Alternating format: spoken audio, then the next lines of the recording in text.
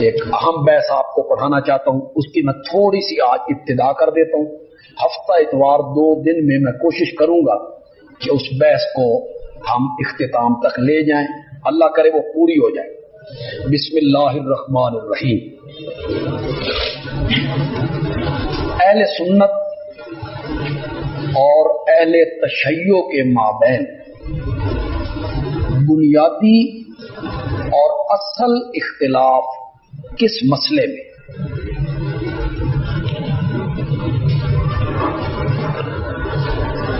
لکھنؤ میں ایک بہت بڑے عالم ہوئے علماء دیوبند میں سے مولانا عبدالشکور لکھنوی رحمت اللہ علیہ. ان کا ماہنامہ رسالہ نکلتا تھا النجم. ہمارے پاس اس کی پرانی فائلیں موجود ہیں. النجم. انہوں نے ایک کتاب لکھی. یہ جو کچھ مشہور آیتیں ہیں جن میں صحابہ کی عظمت ثابت ہوتی ہے، جیسے لقد رضی اللہ عن المؤمنین اذ یبایعونک تحت الشجرہ، اس طرح کی آیتیں انہوں نے کچھ لکھی اور بڑی تفصیلی اس پر بحث کی ہے.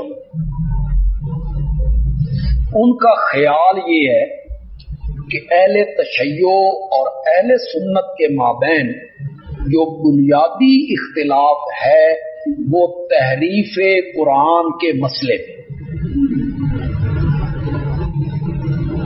اہل سنت کا خیال یہ ہے کہ یہ قرآن جو ہمارے پاس ہے یہ وہی قرآن ہے جو جبریل امین لے کر میرے آقا پہ اترے تھے.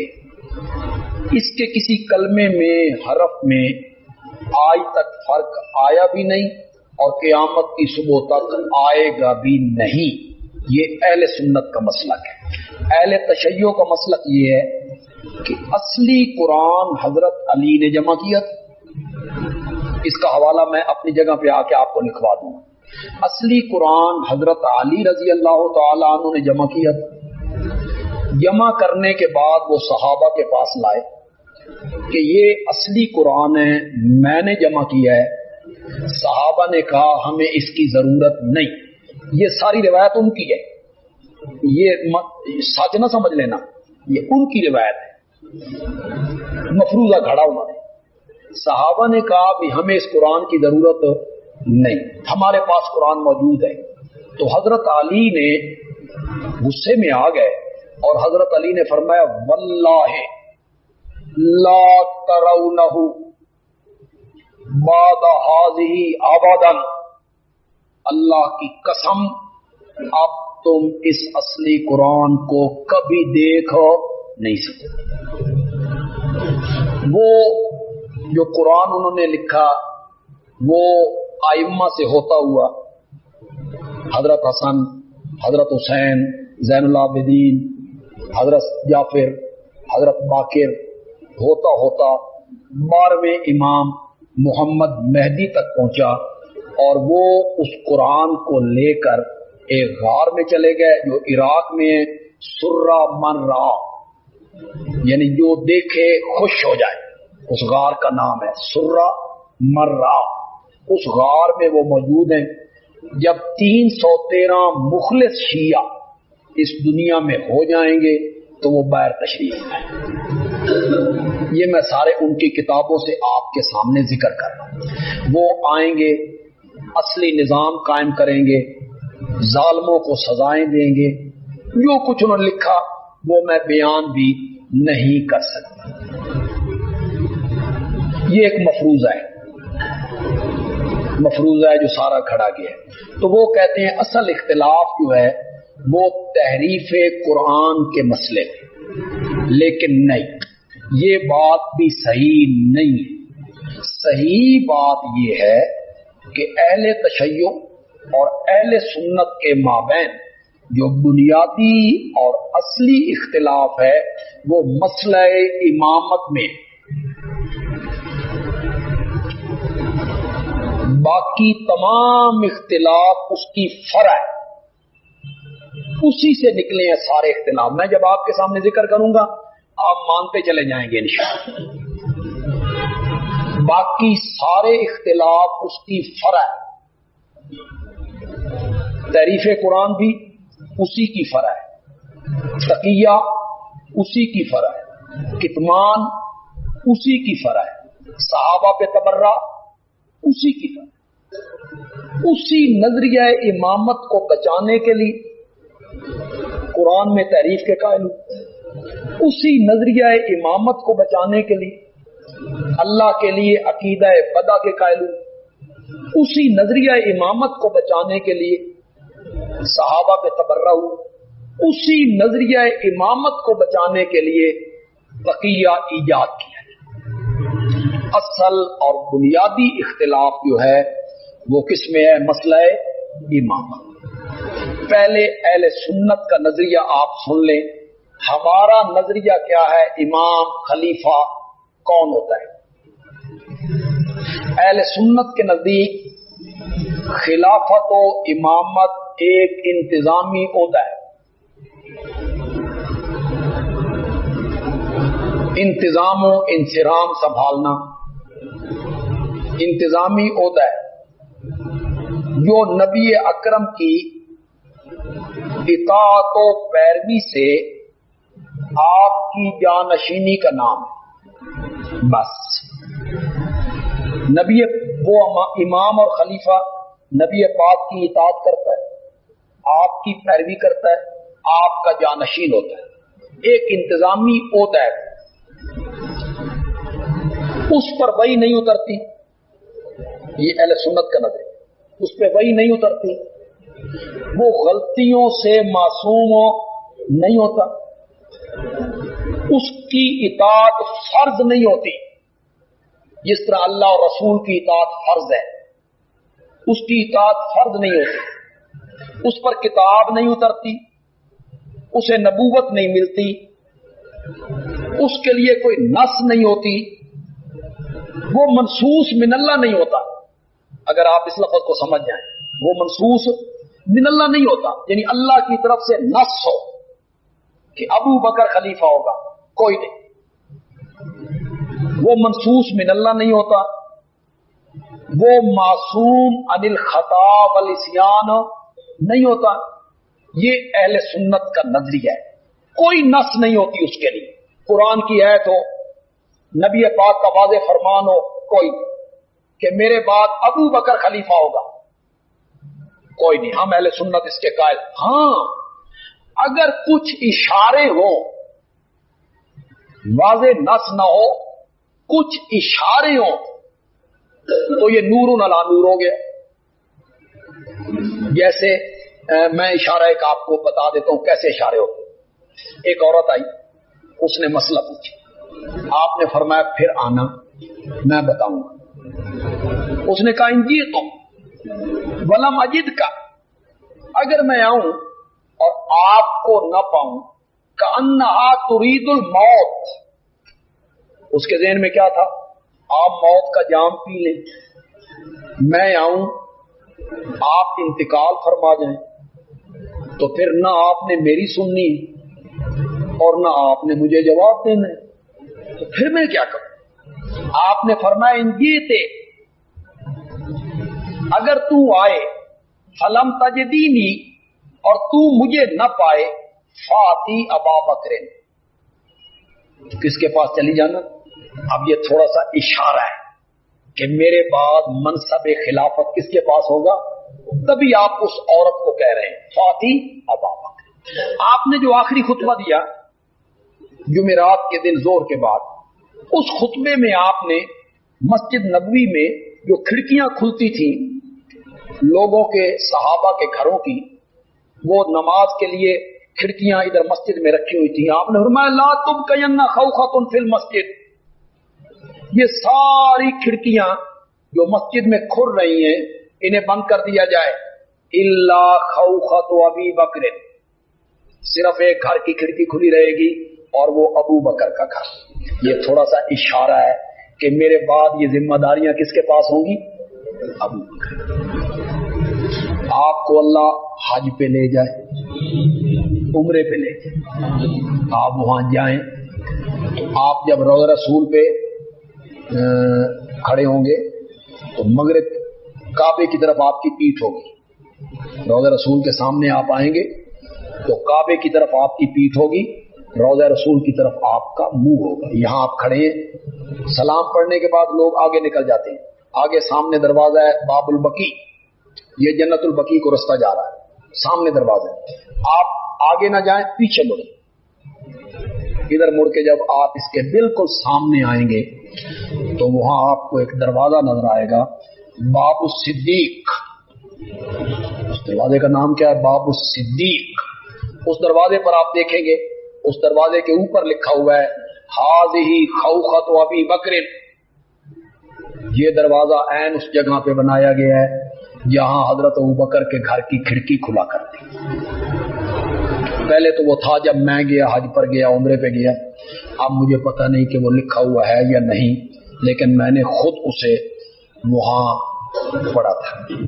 بلکہ میں 1987 میں جب حج پہ گیا تو میں نے حضرت ابو بکر کا جو گھر تھا اور وہاں مسجد ابو بکر، اس گھر پہ جو مسجد بنی ہوئی تھی وہ میں نے خود دیکھی ہے، وہاں کے قریب سے نہر زبیدہ بھی گزر رہی تھی، اسے بھی میں نے دیکھا تھا۔ اب تو وہ ساری جگہیں بیت اللہ میں اس ایریے میں شامل ہو گئی ہیں۔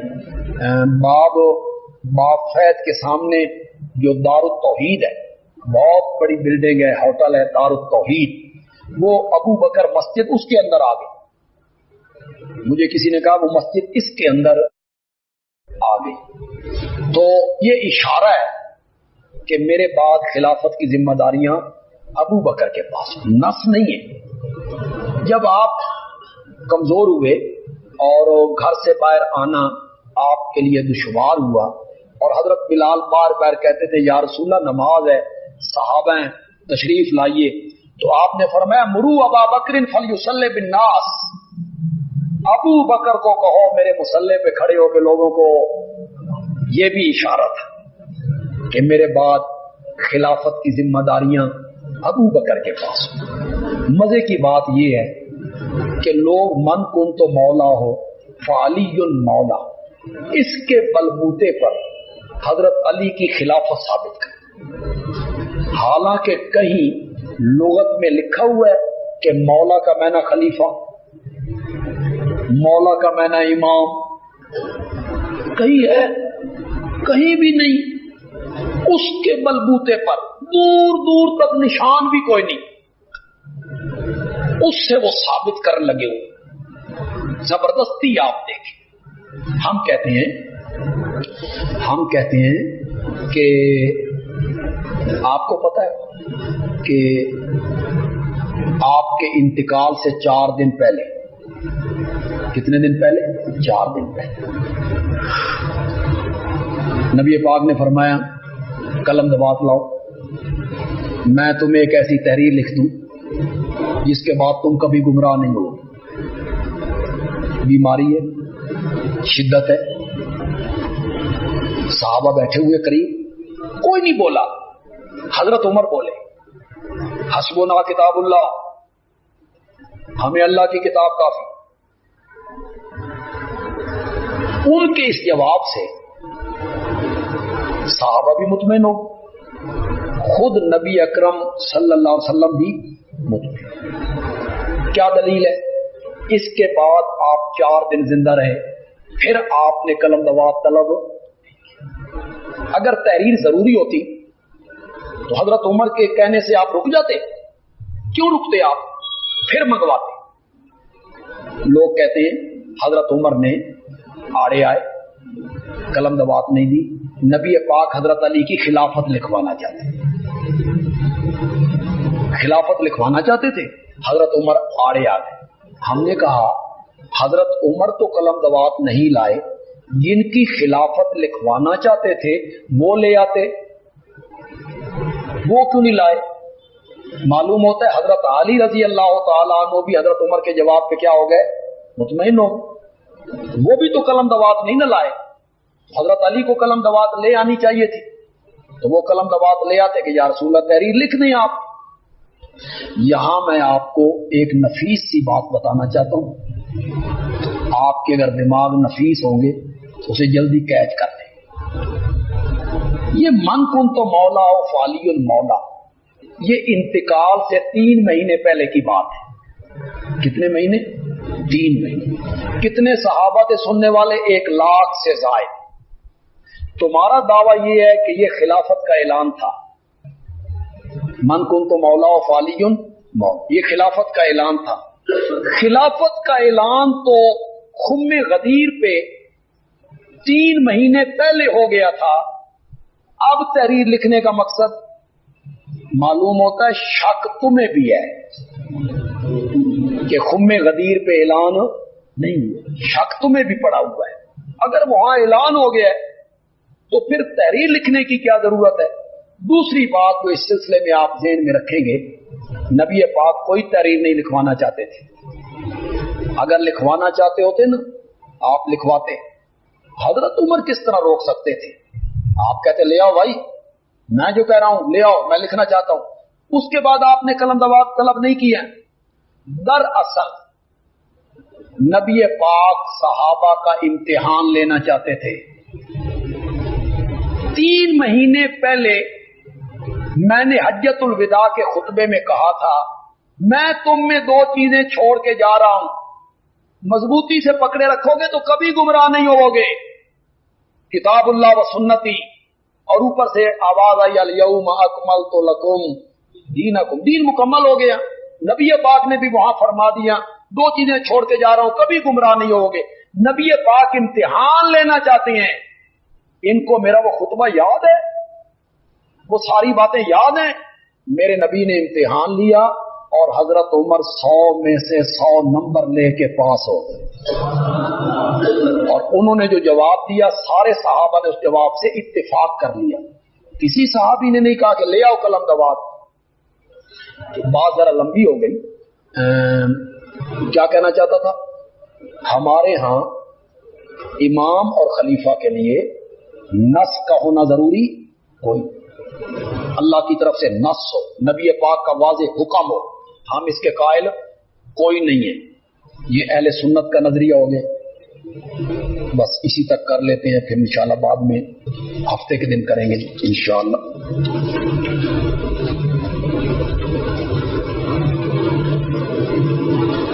یہ وفا الوفا نے لکھا ہے، سمودی کی کتاب ہے، یہ حضرت علی والی روایت، کوئی مستند کتاب نہیں ہے۔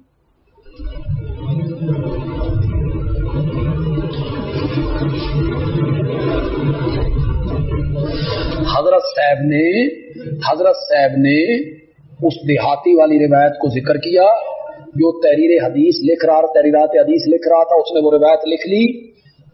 جب حضرت صاحب نے اس کا جواب لکھوایا، اس نے وہ جواب نہیں لکھا، بس پہلی عبارت لکھ لی، نہیں لکھا۔ حضرت صاحب کی جو اپنی کتاب ہے تفسیر بے نظیر، خود اپنی لکھی ہوئی، اس میں حضرت صاحب نے اس دیہاتی والی روایت کے راوی پر بحث کی ہے اور کہا ہے کہ اس کا راوی کون تھا؟ جھوٹا آدمی تھا۔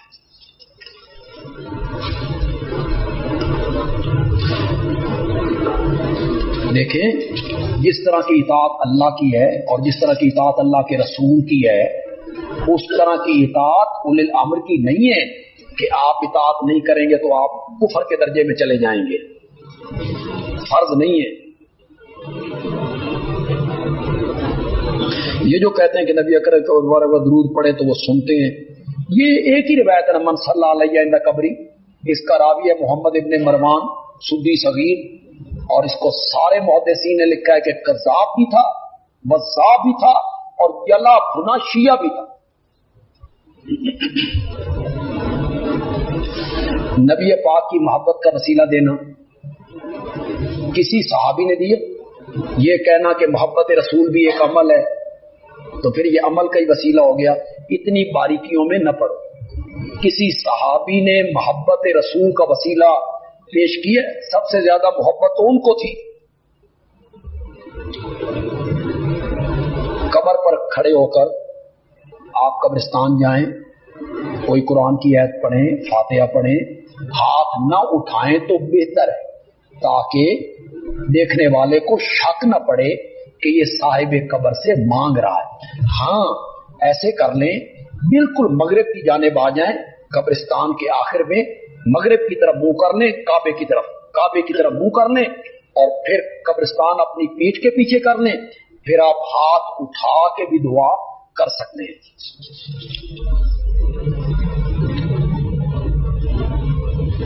مولانا فضل الرحمان کے بارے میں آپ کا کیا خیال ہے؟ اس بحث میں مولانا فضل الرحمان صاحب کہاں سے آ گئے؟ وسیلے والی بحث میں آئے ہیں یا خلافت والی بحث میں آئے؟ تو یہ تو ہمارا موضوع ہی نہیں ہے.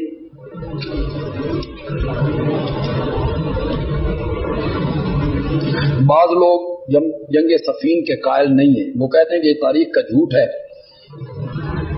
خیال تو کچھ اسی طرف جاتا ہے، کیونکہ قرآن کہتا ہے والذین معہ اشداء علی الکفار رحماء، جس طرح پیش کی جاتی ہے اس طرح نہیں ہے. جو نبی پاک نے مغربین پڑھائی زندگی میں، ایک مرتبہ پڑھائی، زیادہ مرتبہ، یہ تو میرے ذہن میں نہیں ہے، لیکن جمع بین الصلاتین جو میں نے آج بیان کیا وہ وقتی نہیں ہے، بلکہ جمع بین الصلاتین سوری ہے جی، سورتن.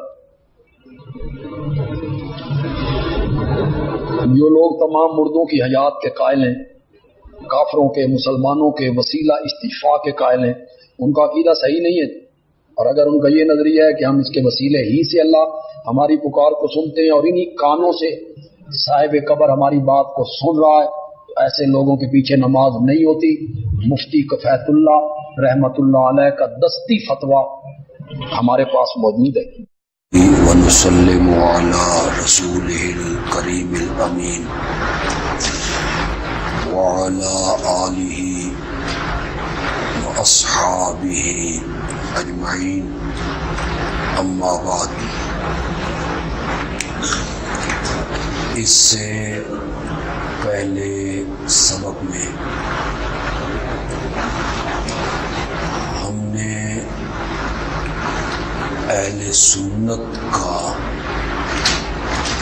جو نظریہ امامت و خلافت ہے اس پر روشنی ڈالی ہے کہ اہل سنت کے ہاں امامت و خلافت ایک انتظامی عہدہ ہے جو صاحب الرائے مسلمانوں کے مشورے سے خلیفہ اور امام منتخب ہوتا ہے. نہ اس کے لیے نص کا ہونا ضروری ہے،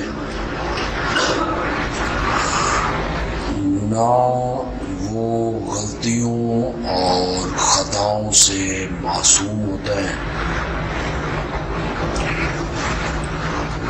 نہ اس پر وحی اترتی ہے،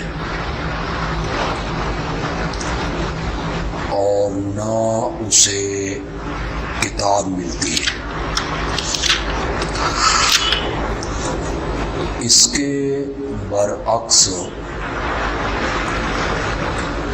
اہل تشیع کا جو نظریہ امامت ہے ان کے ہاں امام منصوص من اللہ ہوتا ہے، یعنی اس کی امامت کے لیے نص ہوتی ہے،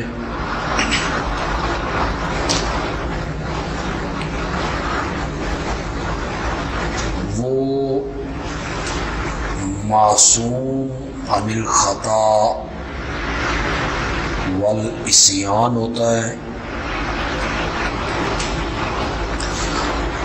اس سے گناہ خطا سرزد نہیں ہوتی،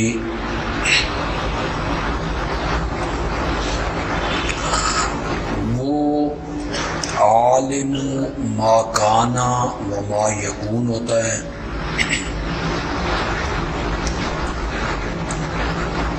وہ موت و حیات کا مالک ہوتا ہے،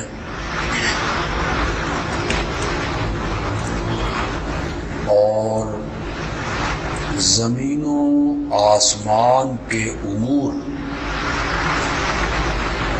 اس کے سپرد ہوتے ہیں،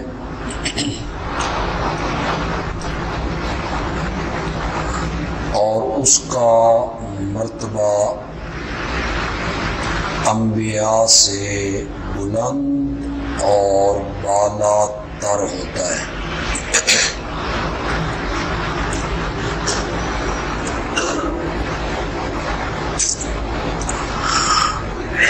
چونکہ اس کی امامت منصوص ہوتی ہے،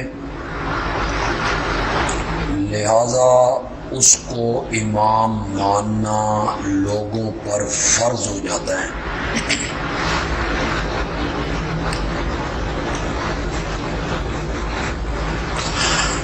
میں یہاں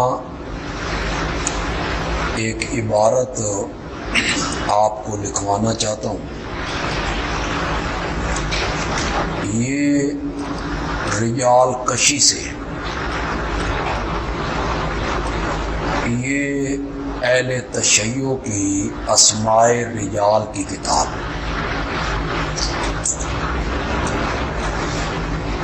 اور یہ علامہ کشی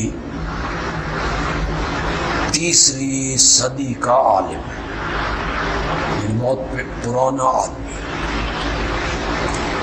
مسلکاً اہل تشیع میں اس کا شمار ہوتا ہے۔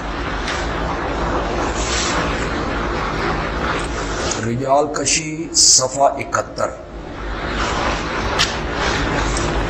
جو ہمارے پاس رجال کشی ہے مصر کی چھپی ہوئی،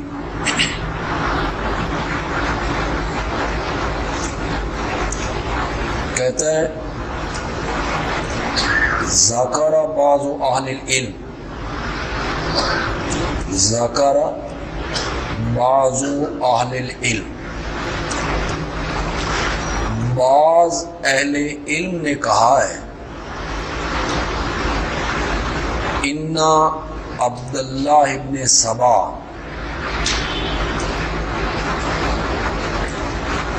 کہ عبداللہ ابن سبا کانا یہودین، یہودی تھا، فاسلم،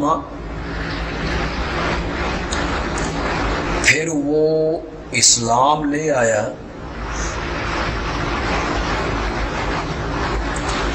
ووالا علیًا،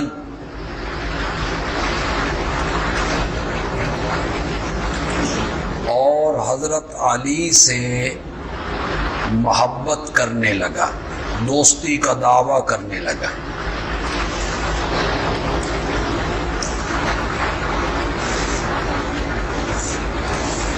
وکانا یقول،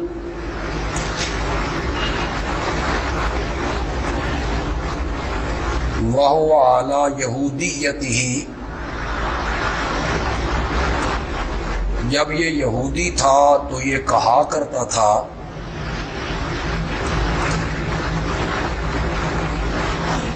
فی یوشع ابن نون، جب یہ یہودی تھا تو یوشع بن نون کے متعلق کہا کرتا تھا وصی موسیٰ،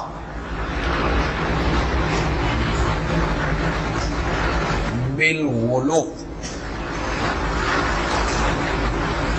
تو یہ اس زمانے میں کہتا تھا کہ یوشع بن نون جو ہیں یہ حضرت موسیٰ کے وصی ہیں۔ فقال فی اسلامہ،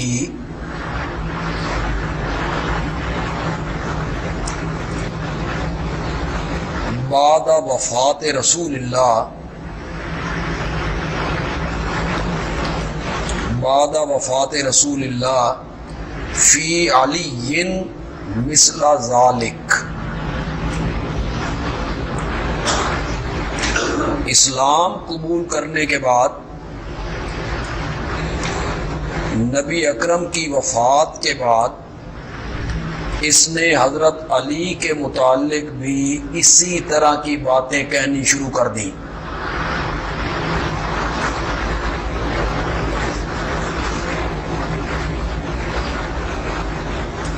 وَكَانَ اول من اشہر بالقول وَكَانَ اول من اشہر بالقول بفرض امامت علی. یہ پہلا بندہ ہے، پہلا آدمی ہے جس نے اس بات کو شہرت دی کہ علی کی امامت کو ماننا فرض ہے.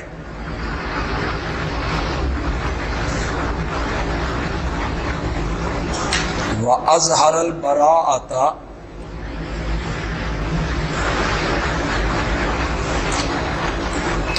من آدائه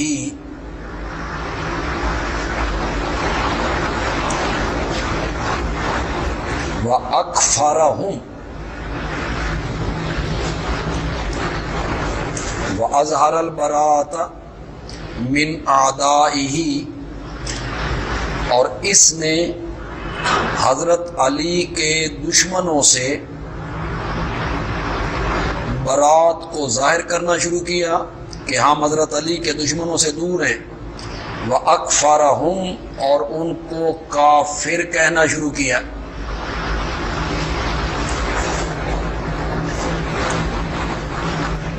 اگلی عبارت بڑے غور سے آپ لکھیں گے، بڑی دلچسپ عبارت ہے. علامہ کشی کہتا ہے فَمِنْ ہا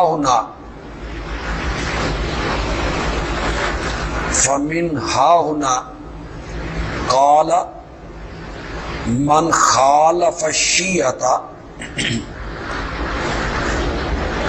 فَمِنْ ہا ہنا قال من خالف الشیعۃ،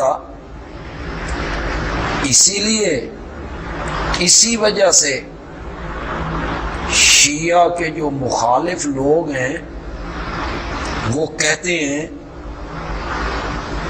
اصل التشیع،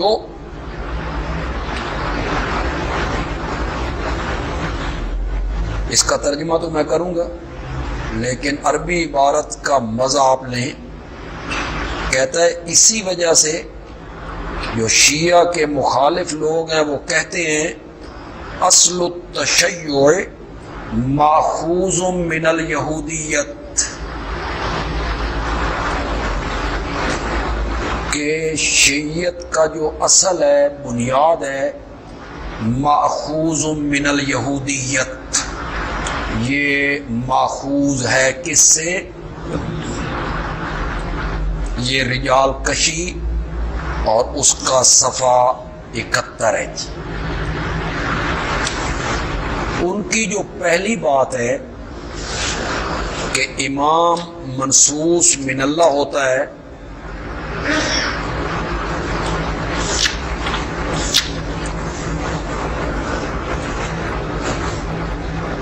اس کے لیے صرف ایک حوالہ آپ کو لکھواؤں گا کہ میرے پاس وقت نہیں ہے اور ہم نے اس بحث کو اس طرح سمیٹنا ہے کہ بہت ساری باتیں میں آپ کو سمجھا دوں. اصول کافی ہے جی. صفحہ 121 ہے.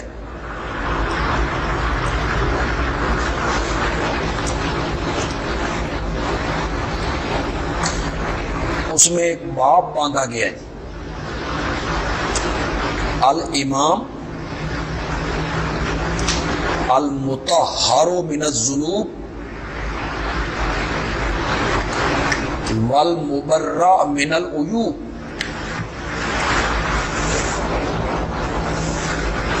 امام ہر قسم کے گناہوں سے پاک ہوتا ہے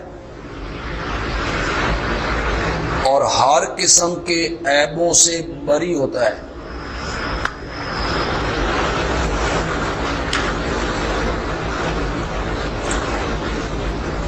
میں ایک حوالہ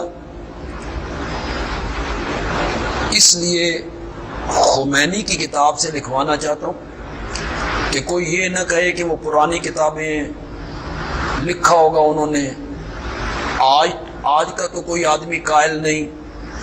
یہ ہے جی الحکومت الاسلامیہ،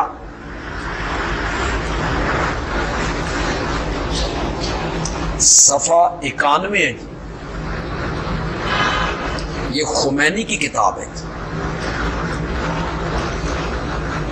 ذرا اس عبارت کو پڑھیں، سنیں، لکھیں، پھر دیکھیں کہ کیا کہتا ہے. کہتا ہے لا نتصور،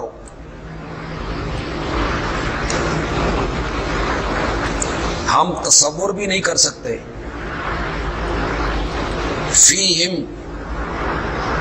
ان اماموں کے بارے میں، السہو، بھولنے کا، اول غفلت، یا غفلت کا. ائمہ کے بارے میں ہم تصور بھی نہیں کر سکتے کہ وہ بھول سکتے ہیں یا وہ غفلت کا شکار ہو سکتے ہیں. اب مجھے یہ بتانے کی آپ کو کوئی ضرورت نہیں کہ نسیان یہ انبیاء سے بھی صادر ہوتا ہے. فَنَاسِيَ وَلَمْ نَجِدْ لَهُ عَزْمًا. سورۃ کہف میں آپ نے پڑھا، حضرت موسیٰ کہتے ہیں فَنَسِيتُ، میں بھول گیا ہوں. میرے آقا نے فرمایا انسا کما تنسون فَإِذَا نَسِيتُ فَذَكِّرُونِي او کما قال النبی صلی اللہ علیہ وسلم. میں بھول جاتا ہوں جس طرح تم بھول جاتے ہو. جب میں بھول جایا کروں تو مجھے یاد دلا دیا کرو. لیکن خمینی کہتا ہے انبیاء بھولتے ہوں گے، ہم ائمہ کے بارے میں یہ تصور بھی نہیں کر سکتے.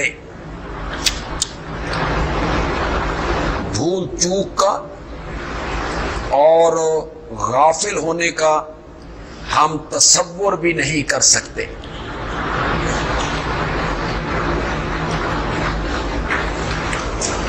بالکل ایک اہل تشیع کے عالم ہیں، اب بھی زندہ ہیں، مولوی محمد حسین، مجتہد ہے ان کا، سرگودا ہی سے تعلق ہے، اچھا عالم ہے، پڑھا لکھا آدمی ہے،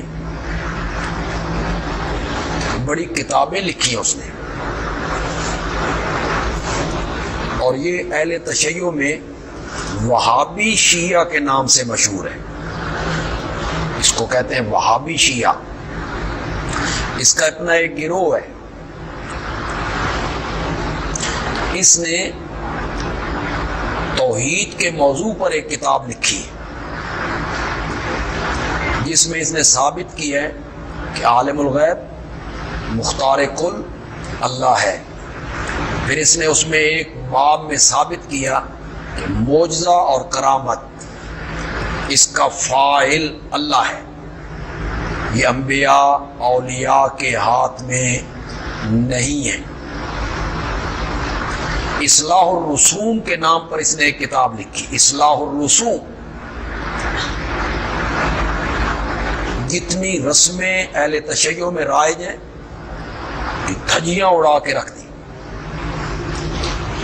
یہ ماتمی جلوسوں میں ہوتا ہے، پھر گھوڑے کے ساتھ جو کچھ کیا جاتا ہے، اس پر سب پر اس نے بحث کی. مولانا قاضی مظہر حسین چکوالوی، ان کے والد صاحب تھے مولانا کرم دین. انہوں نے اہل تشیع کے خلاف ایک کتاب لکھی تھی راہ ہدایت، غالباً یہی نام ہے. بڑا عرصہ ہوا اسے دیکھا نہیں میں نے، لیکن میں نے اسے پڑھا اس کتاب کو، میرے پاس ہے یہ کتاب، اگر میں نام میرے حافظے میں محفوظ ہے تو.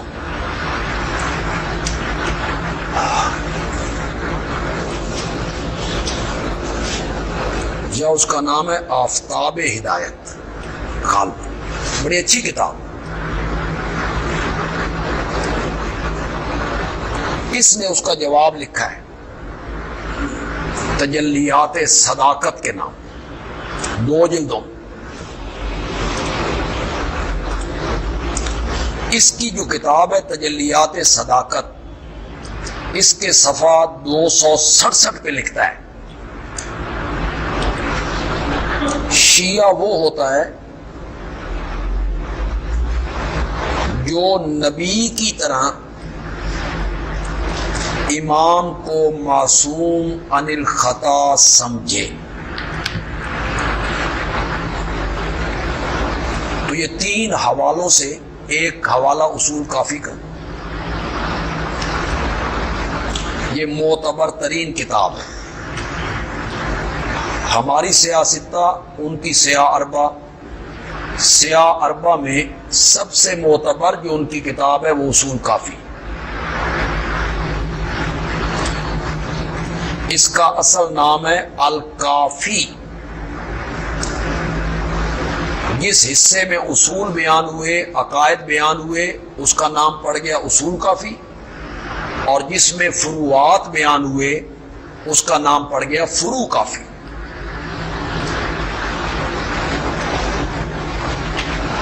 اور اس کا نام الکافی، اس کی بھی ایک دلچسپ تاریخ ہے۔ 12ویں امام جو غار میں ہیں ان کی غیوبت کے 2 دور ہیں،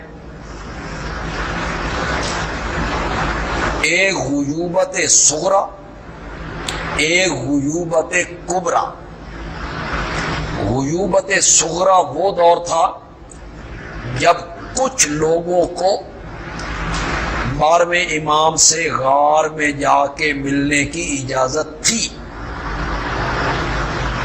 اور اس کے بعد اجازت ختم ہو گئی اور اب غیوبت کبرا ہے۔ محمد ابن یعقوب کلینی نے یہ کتاب لکھی، اور محمد ابن یعقوب کلینی ان لوگوں میں شامل تھا جو 12ویں امام سے ملاقات کرتے تھے۔ انہوں نے کتاب لکھنے کے بعد 12ویں امام کو کتاب دکھائی۔ 12ویں امام نے اس کتاب کو پڑھا اور اس کے ٹائٹل پہ لکھا ھذا کافن لشیعتنا، یہ کتاب ہمارے شیعوں کے لیے کافی ہے۔ اس لیے اس کا نام پڑ گیا الکافی، جس میں اصول بیان ہوئے اصول کافی، اور جس میں فروعات بیان ہوئے نماز، روزہ، حج، زکوٰۃ، نکاح، طلاق، اس کا نام پڑ گیا فروع کافی۔ ایک حوالہ میں نے اس سے لکھوایا، ایک حوالہ معتبر ان کے ہاں خمینی سے، اور ایک حوالہ موجودہ دور کے ایک شیعہ عالم مولوی محمد حسین سے میں نے آپ کو لکھوایا کہ امام منصوص من اللہ ہوتا ہے، نص ہوتی ہے، نص یعنی اللہ نام لے کے۔ اللہ کہتا ہے بھئی نبی پاک کے بعد حضرت علی امام ہوں گے، ان کے بعد ان کے بیٹے حسن ہوں گے، ان کے بعد ان کے بیٹے حسین، ان کے بھائی حسین ہوں گے، ان کے بعد حضرت حسین کے بیٹے زین العابدین ہوں گے۔ اس کو لکھ لیں، اس ترتیب سے لکھ لیں، حضرت علی رضی اللہ تعالی عنہ، اس کے بعد حضرت حسن رضی اللہ تعالی عنہ، اس کے بعد حضرت حسین رضی اللہ تعالی عنہ، اس کے بعد ان کے بیٹے زین العابدین۔ زین العابدین کا نام بھی علی ہے۔ اس کے بعد ان کے بیٹے محمد باقر، ان کے بعد محمد جعفر، ان کے بعد ان کے بیٹے موسیٰ کاظم،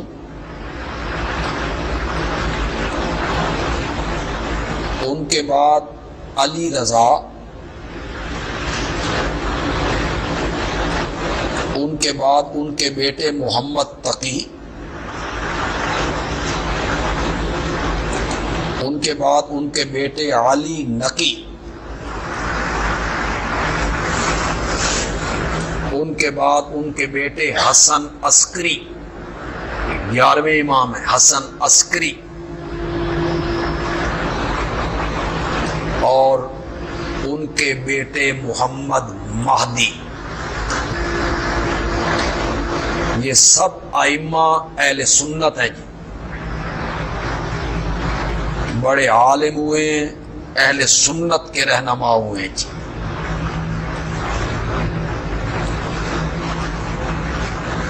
اللہ نے نام لے لے کے کہا ہے یہ امام ہوگا، اس کے بعد یہ ہوگا، اس کے بعد یہ ہوگا، اس کے بعد یہ ہوگا۔ نص ہے ان کی امامت پر، منصوص من اللہ ہے۔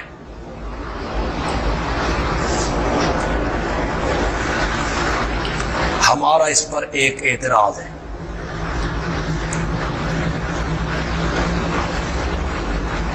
اعتراض ہمارا یہ ہے کہ اگر امامت منصوص من اللہ ہے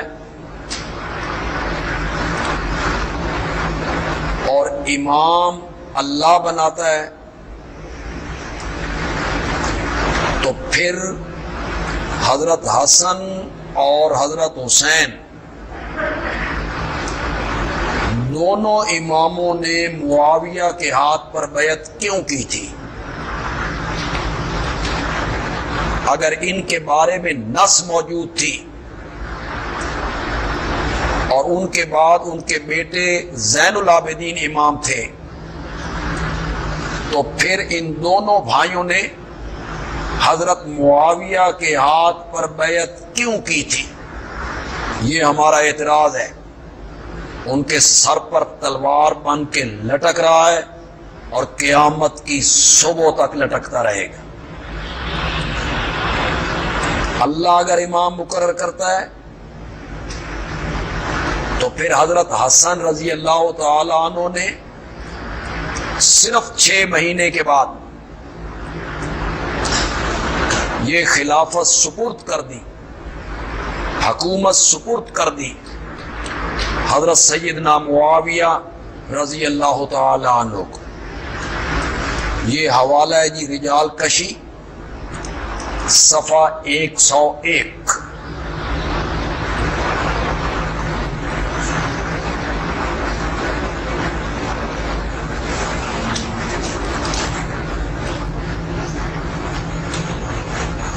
ہمارا دوسرا سوال ہے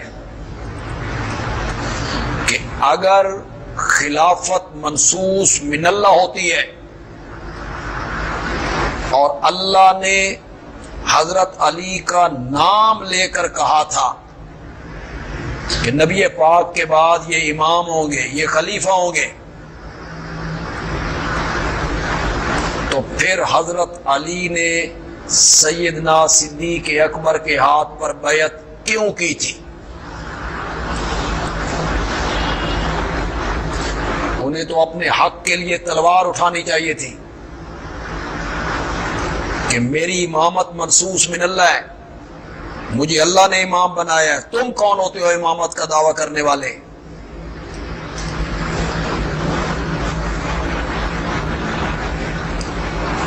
اہل تشیع کی کتابیں بھری پڑی ہیں اس بات سے کہ حضرت علی نے حضرت صدیق اکبر کے ہاتھ پر بیعت کی اور ان کے پیچھے نمازیں پڑھتے رہے۔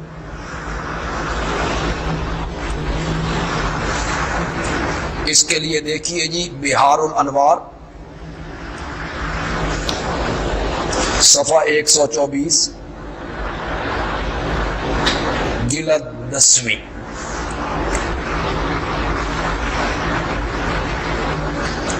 احتجاج طبرسی صفحہ 60۔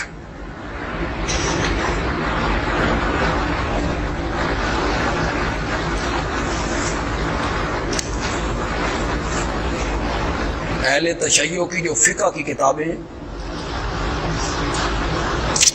ان میں مستقل باب موجود ہیں۔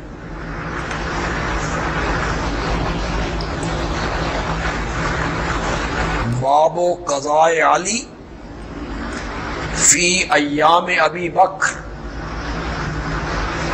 باب و قضائے علی، فی ایام عمر باب و قضائے علی، فی ایام عثمان۔ اس باب میں حضرت علی کے وہ فیصلے درج ہیں جو انہوں نے حضرت ابو بکر کی خلافت کے زمانے میں کیے، اور اس باب میں حضرت علی کے وہ فیصلے ہیں جو انہوں نے خلافت فاروق اعظم میں کیے، اور اس باب میں حضرت علی کے وہ فیصلے ہیں جو انہوں نے خلافت عثمانی میں کیے۔ اس کا مطلب یہ ہوا کہ وہ تینوں خلفاء کے زمانے میں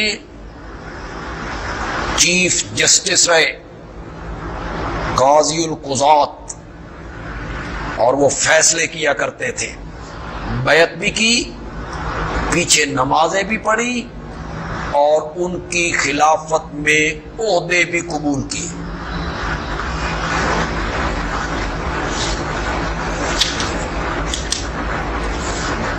ایک بڑی دلچسپ بات جو کم لوگ اظہار کرتے ہیں یا اس طرف توجہ کرتے ہیں، اس بات پہ میں اس کو پیش کرنے لگا ہوں کہ خلافت امامت اگر منصوص من اللہ ہے تو پھر چھٹے امام حضرت جعفر صادق نے یہ کام کیوں کیا؟ حضرت جعفر صادق نے، یہ چھٹے امام ہیں،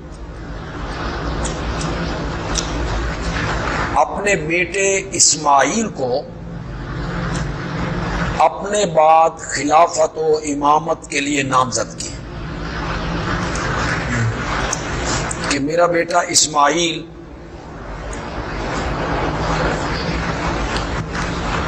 میرے بعد خلیفہ ہوگا، امام ہوگا۔ کچھ مدت کے بعد انہوں نے اسماعیل کی جگہ اپنے دوسرے بیٹے موسیٰ کاظم کو مقرر کر دی، اسماعیل سے امامت لے لی اور موسیٰ کاظم کو دے دی۔